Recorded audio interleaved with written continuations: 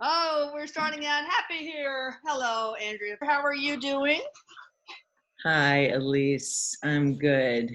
And thanks for having me on. Let's start out with you telling the peeps all about you. Social security number, what do you feel about your mother, whatever it takes. Okay, first of all, I go by Andrea Elliott, although I wrote a book and authored it by Sis Elliott because I reveal a lot about my personal transformation in there, and it traces back to my childhood. Okay. And in order to not expose my parents, Oh, yeah. so the beginning of this recording. With my parents. I guess, it may all come out. The way you introduced me, I don't usually use that name. Okay. It just because of that, but that doesn't mean it doesn't come out. But so my story is I was born very empathic, and at a young age, I would say to my mom things that would come to me at like 6 and 7 years old. Wow. And at one time I said to her, my aunt was pregnant, and I said, the baby is going to have the cord. It's going to choke, and you need to tell the doctor. And as a child, I didn't know, but I was adamant that she had to tell the doctor. And she ignored me, and the baby ended up being strangled and died. And then she called me. Yeah, what happened after that? Well, she shamed me, so I began to shame my my abilities because she called me a witch, and that scared me because my birthday was already on Halloween, and so putting those two together as a child, I just try to repress those abilities, and I thought I caused it. Oh, no. Oh. I blame myself. So I went through a life of believing I was worthless, I was no good, everything was my fault, I'm in trouble, I'm bad, and I lived in a lot of fear. There's so many horrible parents out there. But, part of it could be contract, but go ahead. Yeah, and if you read my book, you'll see the Catholic faith I was raised in, that also put chains of control around me. Mm-hmm. And I was always told I was shy. I believed it. And I could never even speak to another person without completely turning red, because the only time I spoke up for myself was when I was 13 and my brother and I tried to run away, because my father sounds a lot like your father was. Yeah. He was physically and verbally abusive, and my mother didn't stop the abuse. Okay, I'm changing my sound settings. Sorry about that. If you wonder why I'm not making eye contact, but that's okay. Okay, go ahead. I'm sorry. No worries. So, where was I with that? So my brother and I, like, no plan at all. We just walked out the front door, and he's 1 year older than me. And we looked like twins. Everyone thought we were twins. And we are the only ones that witness each other's abuse, because no one else, we never told anyone. We thought it was us. It was our, and so we carried this, and we were really quiet, very well-behaved children. Yeah, same me and my sisters, but we knew they were so. But see, I didn't. Crazy, because this was probably a little bit more subtle. Maybe, I don't know, but when you break a skull, then parents are not supposed to break skulls, okay? So yes. Wow. So what did you know what? I was so innocent and naive. Yeah. I thought it was me. Oh. And so at 13, so when there were neighborhood parents that saw my brother and I behind a house, they ended up thinking they're doing a good thing. They drive us home, they drop us off, they talk to my parents, who act all kind to everyone. And as soon as the door closed, we're in the kitchen, and my dad, all he knows is we're late for dinner. So he doesn't know we ran away. We didn't have anything with us. And he says, why are you too late for, what were you doing, or why are you late? And I said, we were running away. And he said, what? Why are you doing that? And I said, because of the way you treat us. and like a bull, he came at me and he strangled me, held me against the wall. And it was a moment in time I'll never forget because it was a near-death experience. My mother standing next to him like this like, you bad little girl. And my brother's next to her, and his face is just traumatized. Well, how old were you guys at that time? 13 and 14. Okay. 12 and 13, 13, 14. I was just going into junior high school, 7th grade. He was going into 8th. We just moved into a new house. And it was only like 3 miles from where we lived before. Not a lot of change in my house. Dinner at 5, you say grace, you eat. Oh yeah, you say grace. That means you can do whatever you want. Yeah, really. And it really confused me. But so my dad's strangling me. And at that point, I watched everything in the room go like a lens. Yeah. And I was out of the body watching from above. Whoa. And I remember going from, oh my God, like trying to pull his hands off me. The Last Supper is right here on the wall. Gosh, how ironic. Yeah. Choking. Then I'm out of the body and I just feel this peace. I feel such a peace that I remember it didn't even seem like me. I look like a rag doll. And my dad's arms are like that, and he's still holding my throat, but my eyes are closed and my head's hanging. Yeah. My brother, it was like an act of God. He literally, I don't even know how, but he, like airborne, jumped way up in the air. And I remember thinking, yay, Rick. I was like so proud of his courage because my dad scared the shit out of him. Yeah. And he landed right on my dad's arms and broke the grip. And so I fell to the ground like a sack of potatoes. And I'm just watching it like, wow, way to go. You were so brave. And I just remember feeling really happy for his courage. And then my dad kicks me in the stomach, and it makes me take a deep breath, and I'm back in the body. Oh God. But from that point on, I was terrified to speak, and yet I have learned in my adult life and through my personal transformation that I wrote about, because in a 15-year period, I went through 12-year periods, such a massive transformation. I literally journaled about it because I don't recognize the girl that was, beat by my father. Yeah. But I have messages for the world, and I can literally be standing next to someone in CVS and they will just come out. And from that point at 13, I just barely ever spoke. I was so shy. I was terrified of myself and everything around me. So it was many years of living like believing I was unworthy, I was no good, and that. So it was through a vigorous transformation of much change that I came to awaken what I believe is the divinity within me, which I believe the divine feminine is vocal. She's not a well-behaved little girl that sits and is there to please everybody. It's not true. Well, your throat chakra must have been all jacked up. I mean, Elise, you wouldn't believe the people that came into my life. I mean, I ended up reading a spiritual book later in life, and I was in my early 30s, and I was married. I was living like the Western dream. I had actually went to college. I changed the lineage I came from because I came from a lineage of housewives. I decided to go to college. No one came to my graduation. It was like, who is she becoming? It was like, I believe the white sheep. You can call it the black sheep. Yeah, they probably thought you were majoring in witchcraft or something. So what happened?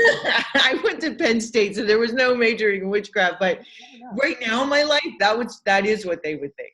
Yeah. So where are they now? What happened to them? They still, my mother is deceased. She died at only 60 years old in 2010.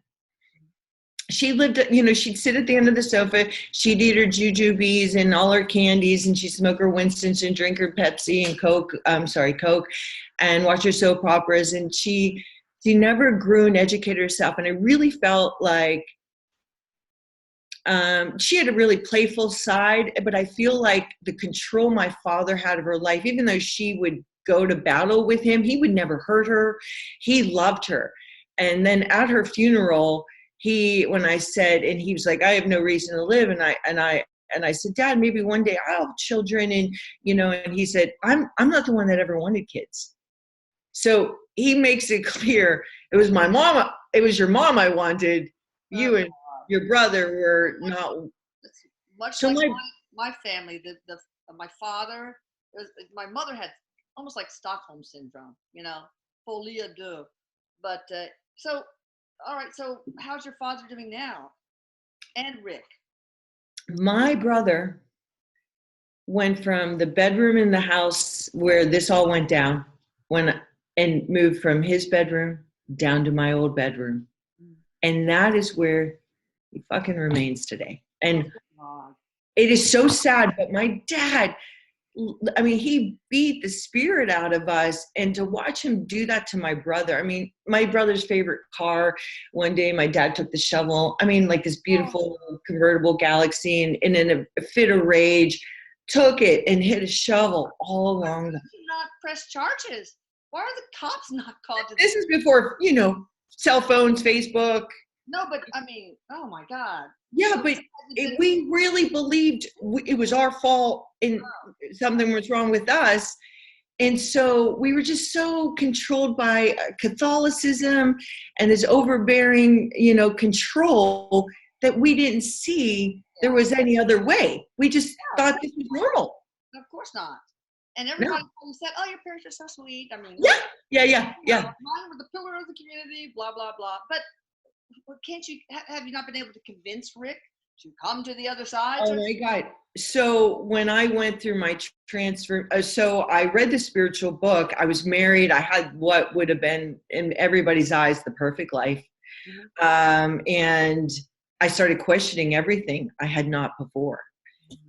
And that led me into getting therapy. And I ended up with a therapist that had all of these. He was not only a psychologist, he could see on the astral plane.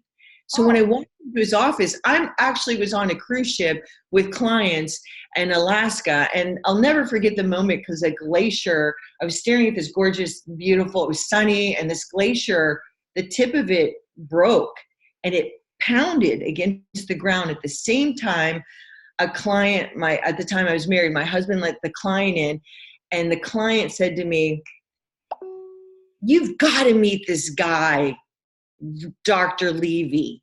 Okay. And the glacier hit and it smacked, and he said that. And what do you know, like 3 or 4 months later, I ended up meeting this doctor who he thought him and I would be great friends. Mm-hmm. This doctor, I walked in his office and this client even paid for the session because he's like, you two are just going to be friends. No. He ended up being my therapist for 2+ straight years. And I saw him about every other week or every week when I could afford to. And we delved deep into all the stuff I'd repressed. So I'd leave there with swollen eyes. I mean, literally, I walk in his office and he's like, so who are you? And I say, oh, I'm a happily married woman. I have a beautiful stepdaughter. And I'm just like, da, da, da, da, da. And he goes, you don't know who you are. Oh, wow. And I got so offended. And then I just looked at him like, and he says, tell me about your father. Oh, and my God. Brought me to I sat on his sofa and I remained there for 2+ years. He could see, he knew me from past lives. He knew my abilities. He knew, and here's me, this good little girl. Huh? Was he a medium? He was a practicing psychologist, but he was also a meditator, psychic. He started taking me into past lives. He took me into, all sorts of patterns all this self-worthlessness. Yeah. I mean, we went deep. Wow, and we went in. What's too bad Rick did the same?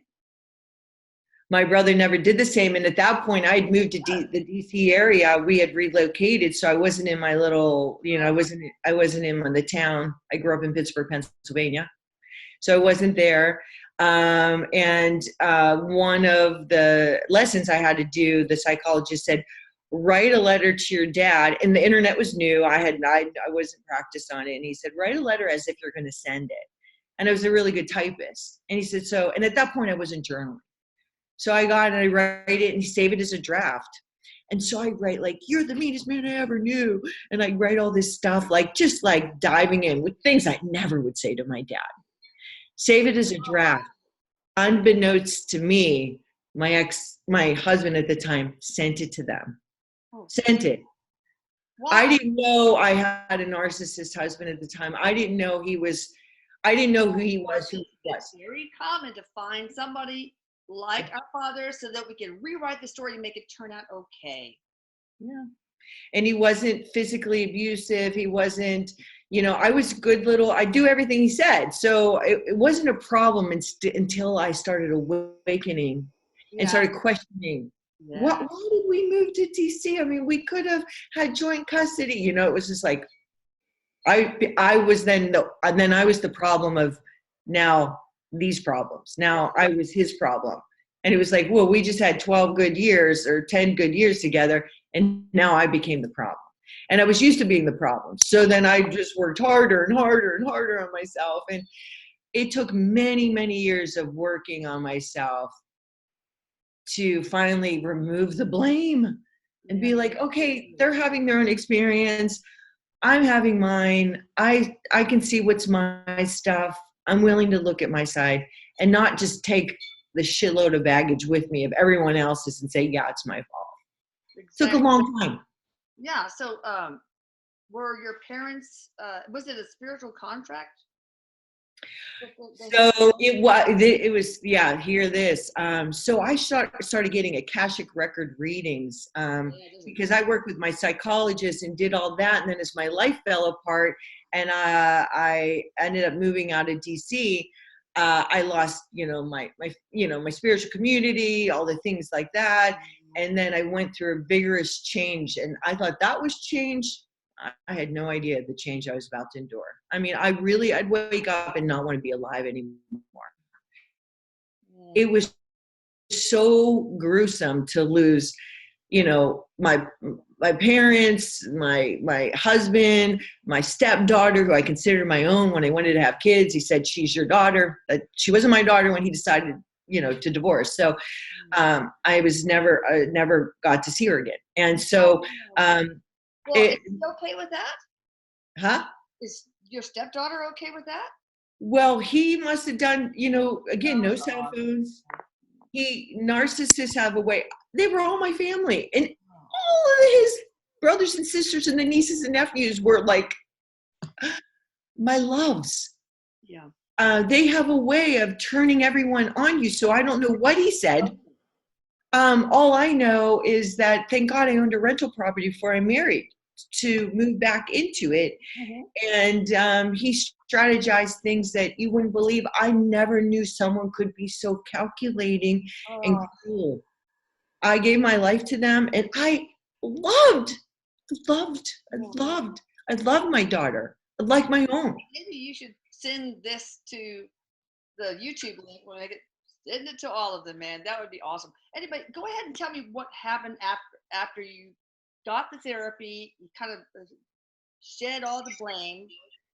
Well, I then had to pull my life together because he closed the bank accounts.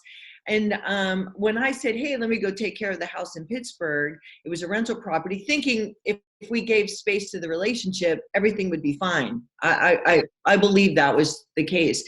And when I moved there and I fixed everything up and I'm like, okay, I'm ready to come back. Do you think maybe we could move here again? I love this, I love this town, da, da, da. And he's like, oh, maybe. Yeah, why don't you go ahead and refinance the house? So I get all excited, thinking we're moving back, but it was a strategy for him to get his name on my house because he had a plot. He was plotting a whole, the other assets we own together and so So I had to start finding income. So I got back into radio broadcasting and started selling advertising again. I got 2 jobs. I worked with kids with autism. I needed 2 jobs because I refinanced the house and the mortgage went up because we went for a 15-year loan versus 30. Was he paying for part of it? No, never was. Well, then how could he? Because he was plotting the end, but never told me. But if you read my book, you'll see it looks like he was trying to eliminate me in ways that you have no legal recourse. If you're the only one paying the mortgage, that means it should be yours. So I don't know I'm getting divorced. And yeah, so now. So then, finally, I went on this trip to Sedona by myself, and I never traveled alone. And I had this awakening. I met a Hopi chief. I had an amazing spiritual experience. And I came back from that trip, and I literally call him up. And I'm like, the last time I remember, and in 3 months, I'm in a vacant house, sleeping on an air mattress, waiting for him to tell me I can come back to my house. I'm like, the last time I remember, I was your wife. And he said, come on, babe, you know we're separated. And I was like, oh. No, I didn't. Then he tried to convince me to meet him, and he did convince me to meet him halfway, and I would just sign off on the papers, and it would be really easy. And I'm like traumatized. I meet him, and he said, we'll meet at ski lodge. He's being all nice. He's being all sweet. And he said, here, just sign right here. He hands me the paper, And I was like, well, let me read it first. He's like, babe, those are just, it's just legal jargon. And then I saw it said that I had abandoned him. And as soon as I saw that, I said, I can't sign a lie. Good. And so because I wouldn't sign it, an entire year of divorce. A divorce went, I had hired attorneys. All I wanted was half of our bank account to get my life started, because I had negotiated with him if I signed off on the homes we owned in DC and New York and let go of the assets, then Veronica, my stepdaughter, would remain in my life. Okay. And that's all I wanted. And part of the bank account to help me start my life. He fought me. He then sent her to my house for her 14th birthday, so I could believe that he was really meaning that. And I fell for that. Of course, I would. Yeah. And then 9 months ensued that I then was working 2 jobs, and I was filling out paperwork like crazy. And he fought for me not to get half of that bank account. God. After I gave my life, I was the homeroom mother. She was my everything. Everyone thought she was my daughter. As far as the house is concerned, since you're paying down to the principal, then you're going to get your, then he made it like, I'll let you have your house. Yeah. I'll let you have your house. As long as you pay for the mortgage. All right, let's skip on forward to what's happening now. Yeah, gosh, yeah, that, please, thank you. Boy, going into that shitstorm is literally what I called it in the beginning of my book, because it was a shitstorm. I learned a lot. It was really painful. A lot of mystical, magical people came into my life during that year of divorce. And all kinds of gateways were opening, and then I'd return to a cubicle and be in this workplace like, what am I doing here? So it was a very tough transition. And finally, when the divorce settlement, when it was settled, and half of the money I got went right to my attorneys. So I only got half. But I decided I'm selling everything. I'm moving out west. And so that is where my life started to take on new forms of, I didn't see it coming, but I started going into workshops, and I was working even more on myself. It led me to travel to Egypt and then Peru and Moscow, and shamans and mystical people came out of the woodwork. I went through. The teacher will come, as they say. Yeah. I had initiations at the Sphinx and through all the pyramids. I traveled with a high priestess. Things I never even thought I would do, never planned, never desired. It was just Been there, done that. Yeah. Being in the moment, saying yes to it, then arriving and going, why am I here? But my first trip was to Israel. I had a very deep spiritual experience that was witnessed by 32 other people. And I had to stop, which I didn't talk about for like 5 years. Like it was like being electrocuted. I had a force that came through me. Like my arms went out like this. I was in the River Jordan. Wow. And I didn't even talk about it for like 5 years, but I continued to have these mystical experiences that I was just journaling about because they were blowing my mind. And then mystical people started to show up, and this was normal talk. And they were like, you have the keys to the Rainbow Bridge. And I didn't know what that meant. But it was this clairvoyant nature that I was born with. And that truly, my heart has an innocence. So I learned all these dark natured things by having them done to me because it's not like I'm like, I know exactly what to do. Right, no, exactly. Yeah, exactly. Yeah. So I was schooled in darkness, and then I dove into my own darkness and retrieved more and more of my light. And I now work as a coach and a life counselor with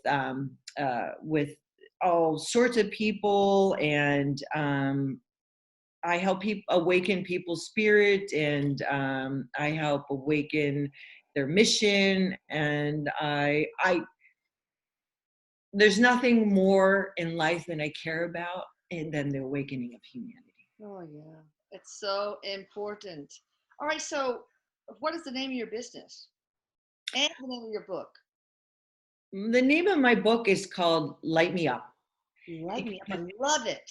Yeah, because when I read that spiritual book, I began meditating. I got rid of all kinds of habits that weren't healthy.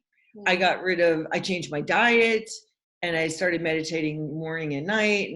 And it wasn't easy. It wasn't like all this peace came. It was freaking hard. It was really, really hard. I didn't have peace for years. Oh yeah, of course. But I was praying to become divine. Let me close my door real quick because I can hear the garbage man.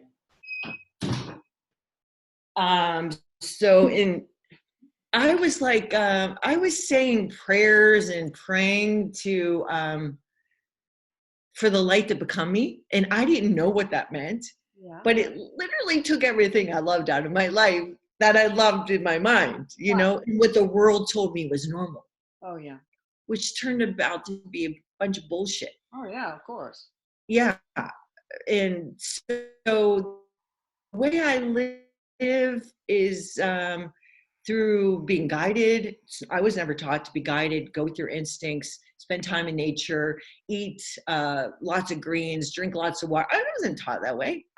Vegetables were in a can, and pork chops and meat and potatoes was my whole life. So as I became more and more clear, so Light Me Up was the name of my book because I was asking to be lit up. And now people are like, watch out for her. So I seem to light the spark in people. So now I have this own, I light the torch that once lit me. I do that too. And the Olympics, it's awesome. Thanks. And so my website's called Real Wealth Interiors because I believe the real wealth is in the interior.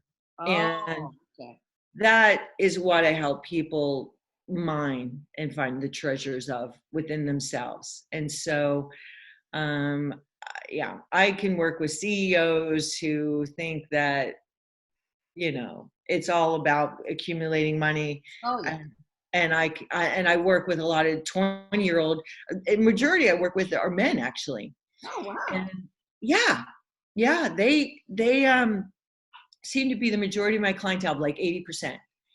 And I am working with a lot of 20-year-old guys who are really asking for truth. And I love it. Like they want the feedback. They're not as, kind of like, don't hurt my ego. Oh, yeah, that's amazing. No, I love it. And I can't wait to be in a room where there's hundreds of thousands of people where I'm like, let's light this shit up. Yeah, like, that's awesome. Let's change humanity. You want to talk about some of the questions on our list? Want to do that? Yes. So today we were talking about calling forth. Yeah, the topic for today is shooting the shit with Jesus and Mary Magdalene to learn about the influence of self-mastery, becoming aware, and the role that men and women play in the dissolving of patriarchy to rise up in consciousness, billionaires and all. You know, there's this lady in Ojai, California, that her name is Michaela, that has workshops. Oh yeah, I've been to those. Oh, maybe you've met my sister Terry Hannigan. Terry, I met Terry in 2009. Terri, my Terry from Topeka. Yes, that's how I found you to begin with. Oh, when I moved, I gotcha. That's right. I remember now. Met her at a David Data's workshop. Oh yeah, that's right. All right. So first of all, let's talk about the nature of the topic. And the nature of the topic, in the patriarch is coming down at this time. Yeah, good. Yeah. First of all, I'm getting jabs from Erik, who's like, tell my mama I love her and I want to say hello. Erik. And he's totally kicked back and he's like, you got this, girl. I love his comments to me because they're just, he speaks a lot like I speak. Good. He swears like a sailor. He's like, you're a badass. You got this, girl. Oh yeah, that's him. Yeah. That's awesome. Okay. Yeah. Okay. So the topic about the patriarch. So there's just a flood of information coming right now around. So Jesus and Mary Magdalene there's been this huge repression of information that is going to be discovered more and more, and it's going to create a massive change and unhook a control. Religion has had such a control around. That was one of the questions. Did religion squelch the feminine? Feminine, and in what ways? Absolutely. In the Muslim culture, yeah, for sure, but in all cultures. Catholicism. Oh God, yes. Majorly. Virgin Mary, the Virgin. Yeah. To tell a lie, that's a lie that's been told, that she was impregnated. That's a lie. That's been told. That that's not how it happened. There was sex. Yeah, she was raped by Roman soldiers, according to. She was raped. I think, yeah. She was raped. Yeah. And the changing of the information to control the masses from men that the masculine took control of that information and repressed this feminine energy that is meant to awaken. Yes. Very much awaken in men and women. Yeah. And that's to show up as nurturing, and that's to show up as vocal, what we care about, what we stand for. It's to unplug from this matrix of control, and the elite are feeling it, and they know their days are numbered. Oh, you mean the global elite? The elite being who's controlling media? Yes. Oh, the media, yes. Big pharma, corrupt career politicians, academia, professors that are, God, it's the mind control. The new order people, Bilderberg. Yep. All of those plugged into the control. And you said Zuckerberg, and I feel. No, I don't know. It was Bilderberg. They have some. Oh, okay. I was going to say Zuckerberg is he's being pushed. He's being pushed by that elite. He feels pushed. But that push is going to get lessen and lessen because their control. Those of us that continue to awaken have put a wave of energy that is forcing the dark to come to the light. So it's a mess. It's literally a shit. Shine the light in the corners to see the cockroaches scurrying. That's pretty much what it is. And Erik said, and I'm probably going to get so many hate comments, that Trump, now he's so masculine, but he was brought by the divine to kick over the table and topple the global elite. That seems and he's there to represent, and he's there to, and ironic because he's so masculine, you know. I don't get it. Right, but he's also there to represent how fucking ugly. This is how ugly it is when you let the mind only run your life. Yeah. He's showing, like, he's putting it us in our faces. This is how gross and nasty all of us can become. Yeah. And to think that you can have no self-awareness and become the president of the United States, that will not be our future.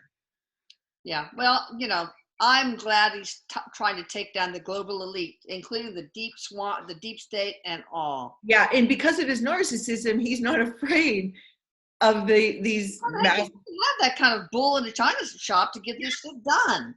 All right, now let me ask you another question. How do we generate greater control over the destiny of this planet? How do we awaken, awaken, awaken, awaken, awaken, awaken, awaken? Yeah.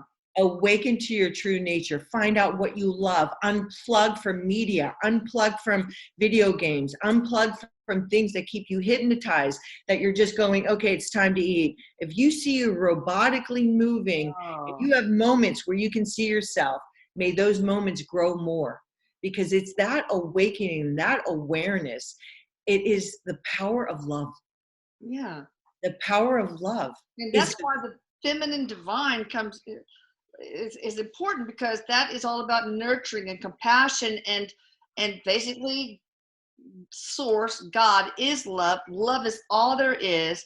And, you know, we are all one. We are all connected. We are all whole and part of God. And that is all feminine energy behind that.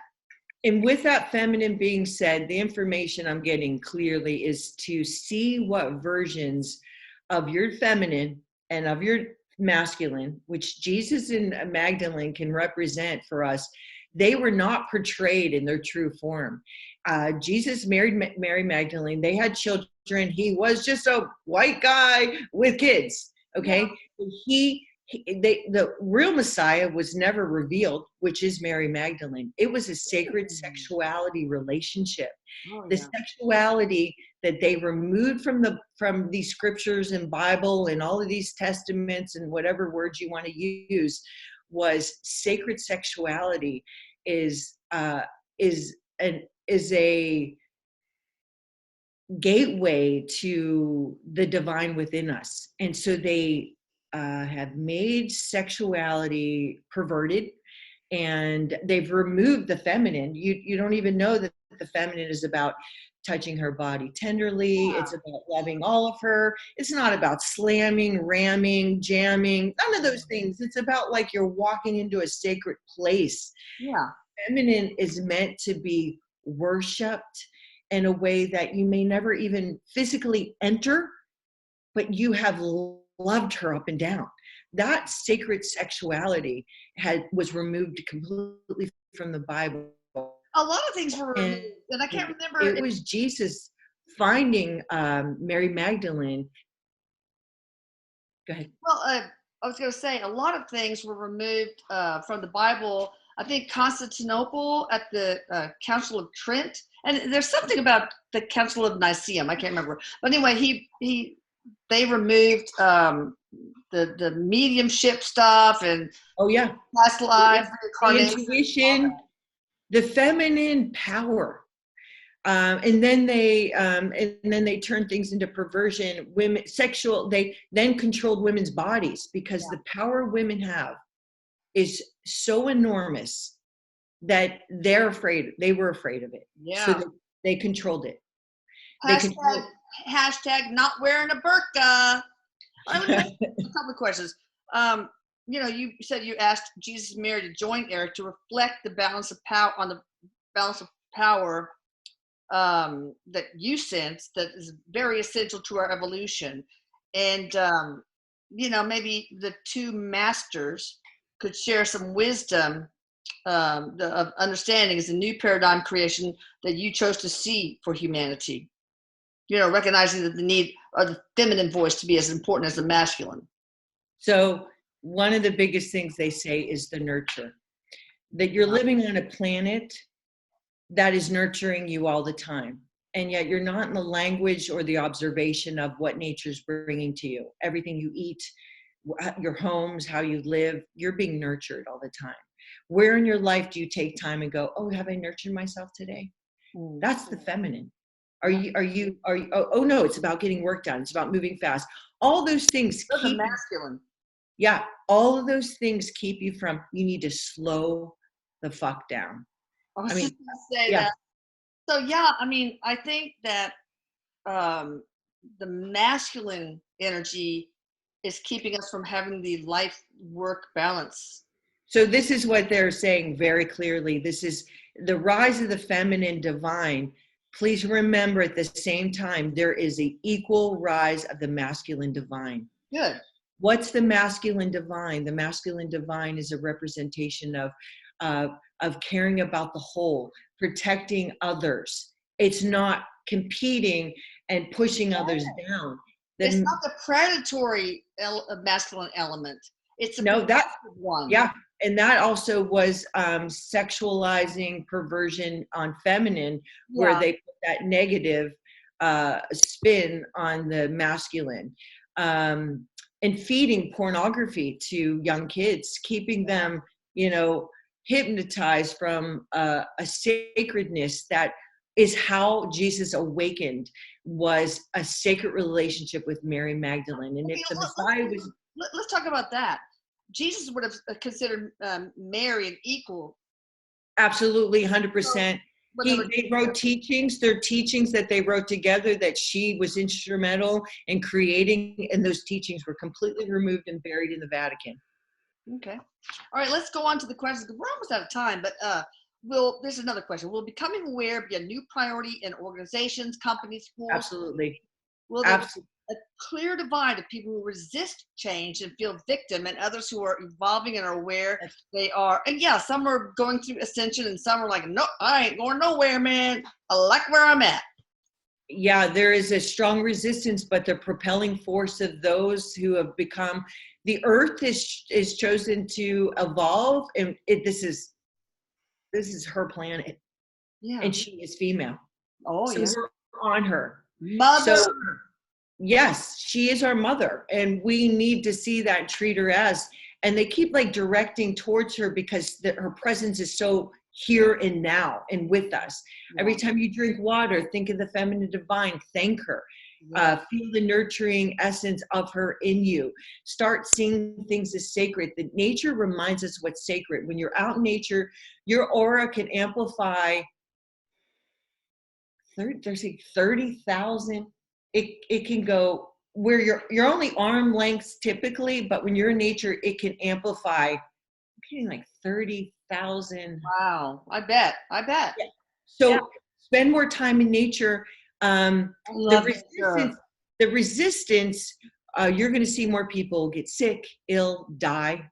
There will be another plane of existence where they can stay in a 3D reality.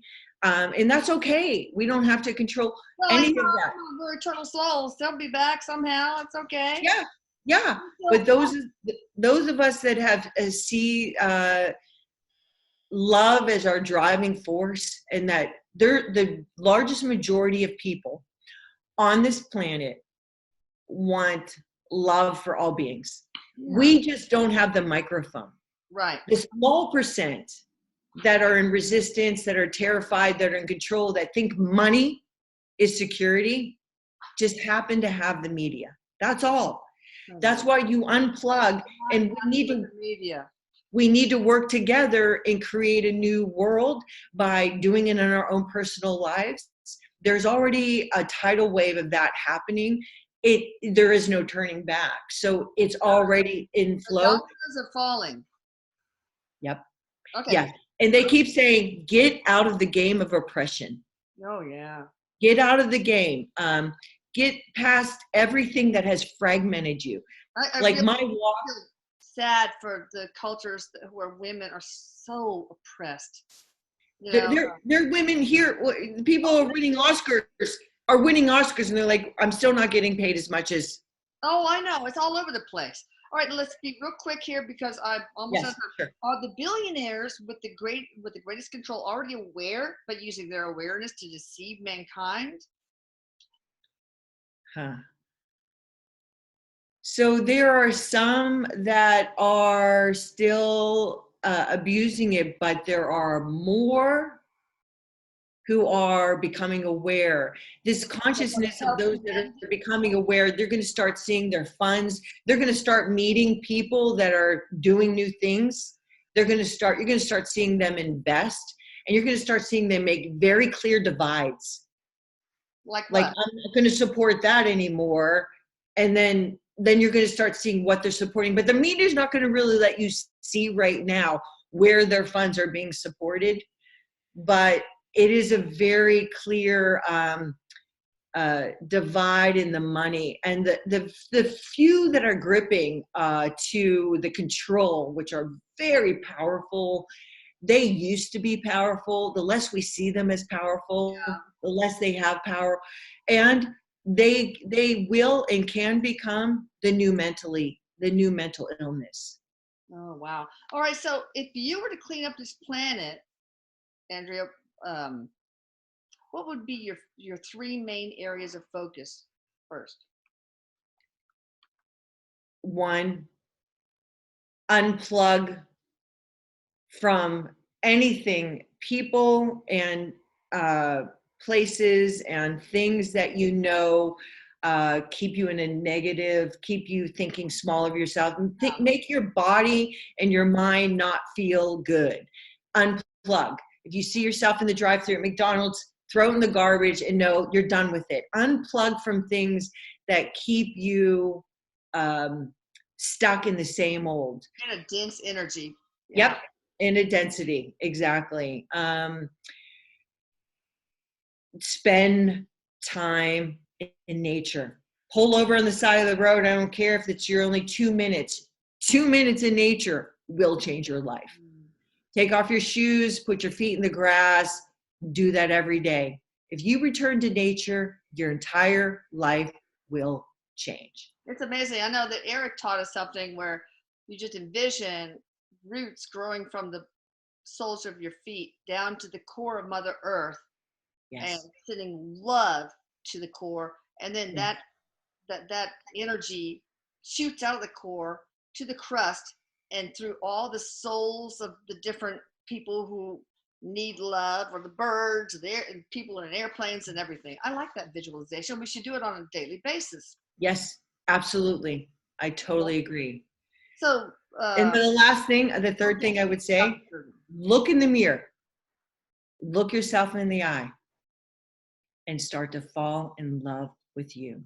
Every day, say something you love. I love your hair. Look how sweet you were to that little girl on the street. Start making the list longer. Your responsibility is one thing: fall in love with you. That is so true. And you do that, fall in love with automatically love everyone. Yeah, fall in love with your authentic self. Don't let anybody define who you are, what choices you should make, etc. And that takes being extremely emotionally honest with yourself. Yes. Cool. And it also takes being vulnerable. Vulnerability has so much power. Looking yourself, please, yes, you're 100% right. And by looking yourself in the eye, you are allowing yourself to be vulnerable. We have let go this tender, loving innocence, and now you reclaim it. You look in the mirror, you find why you love. Yeah, and we've been taught this is selfish and that's selfish. No, go ahead and be selfish and love the shit out of yourself, because that love touches everyone. Right, masculine energy has taught us that, oh, you can't cry, oh, you're just like a baby, and oh, that's weak, vulnerable. But that is so untrue. I give full permission. I give full permission to all men to feel. That's the biggest thing I could ever say to men. Your feelings matter. I care about you. You deserve to feel. Please feel again. Please know we need you to feel. We need your protection. We as women and men need the protective, loving force of masculine. You have, everyone has masculine divine, and everyone has feminine divine. So it is to explore who you are as a person, and to see what versions of yourself has been socialized. So if you've been feminine, like, you're a good little girl, you sit over there, you don't say anything, like, see if that's happened to you. Yeah. Because that's not feminine divine. The Virgin Mary is not feminine divine. I hate to break the news to you, but I love to break the news to you. Mary Magdalene had something to say, and may they find her, what she's written and what her and Jesus wrote together, because I feel like it could change, and it could change the entire planet. Because once you disengage with the control system that has told you you're a good person if you say prayers, versus showing up as the loving person, that you don't have to recite scripture to show that you're loving. It's your actions. Well, It's who. Is there a component of the feminine divine that is protective, like the mama bear protecting her cubs? Absolutely. Different type of protection. Absolutely. The divine feminine is strong and vocal. Yeah. That's not the feminine. Divine. Are they strong and vocal too? The masculine? Is that what you said? Yes. Well, first of all, standing up for yourself is divine feminine. Okay. Right. Standing up for yourself, which is the complete opposite. Ah. Everything's kind of been flipped. Yeah. And the masculine divine is caring about all people. Like, we all are protected.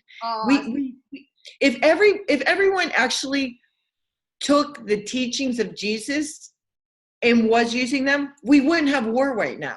Yeah. Oh God. So if you really are using those teachings, we don't kill our own species. I know. All right, a couple more questions. What can we as women do individually to make the greatest impact and create radical changes for our planet and humanity? See what makes you great and own it. Exactly. Own it. Own it. I work with men. They'll walk in, they will rattle off 10 things what makes them great. I know women that can cook a meal that will make me fall over. It's so good. And they'll never admit they're an amazing cook. Oh, I know. A man makes one great dish and they're like, look at this, you know? Because we don't want to step on people and make them feel inferior. No, that's not feminine. Bullshit. Exactly. That's not feminine divine. She's vocal. She's like, I love this, and we're not afraid to love. Yeah. You know, and say we love that. And if someone's being hurt, the masculine divine in us will say, oh, no bullying. Bullying ends now. Exactly. So I think that if all of us love ourselves, masculine or feminine, doesn't make a difference. Men or women, self-love is important on so many levels. First of all, if you love yourself, you're going to be able to give so much love to the world and connect in oneness. But also, you're going to attract abundance of anything, not just material possessions of money, but of health, relationships, love, everything. So that is a foundation for all. Now, one more question, and then I want to get actually two more questions. First, okay. What is the name of that spiritual book that made an impact on you that you keep talking about? The Autobiography of a Yogi. Oh, I've heard of that. Paramahansa Yogananda wrote it. Okay. And what can men do to make the greatest impact today? Dare to feel. Yeah, oh God, yes. Feel and be okay with the discomfort. It's okay. It's not for your mind to process. Feelings are not meant to be thought through. That a mind once broken is fucked. A heart can break over and over and over again, and it can only love more. Well, I mean, they'd have to stop seeing being when they feel that embarrassment about expressing feelings. They have to see that is a dysfunction of society. It's not them. Also, Erik teaches that we are emotional beings. That's what we do. We are emotions, and so we have to feel first. And we then do. let that produce a thought, and then let that thought produce a choice. Instead, what we usually do, many of us, is we think first and let that create an emotion, And you and let shove that the emotion feeling. create a choice. It shoves the feeling down. It's like a volcano, pushing down a volcano. We came here to heal trauma. Every time you heal trauma, when you heal trauma, you become more evolved. Okay. And so when you allow yourself to feel, and if you need to go in a room and cry like a baby, it's okay. You will feel different. You will completely change your nervous system. You don't need to take a pill. Have a good cry. No one needs to see you. Yourself for expressing instead of shame. Say, I am awesome. Yes. I have the power to express emotions. Yes. Okay, so tell us how we can get in touch with you and how we can find your book, Light It Up. Light Me Up. Light Me Up. Yeah, I was seeing where I might have a copy. Okay, Light Me Up is on Amazon. It is under Sis Elliott. Sis was my nickname growing up. Elliott. S-I-S? S-I-S. S-I-S. S-I-S. Okay. Sis Elliott. Yep. And here's a copy. I actually have one book at my house. That's what it looks like. Just in case you need to see the picture. And my website is www.Real Wealth Interiors. The real wealth. The billionaires in the world will be the ones that have mined the gold right in here. We are the new billionaires. Awesome. Okay. Yeah. That's good. All right. Well, thank you so much for this. God, I love you. Thank you so much. Oh, absolutely. And I'm going to make this into YouTube and put it in queue. I have a lot, Okay. Sure. Yet to post, but it'll happen. Thank you. Thank you. Thank you. Okay. Bye. Bye.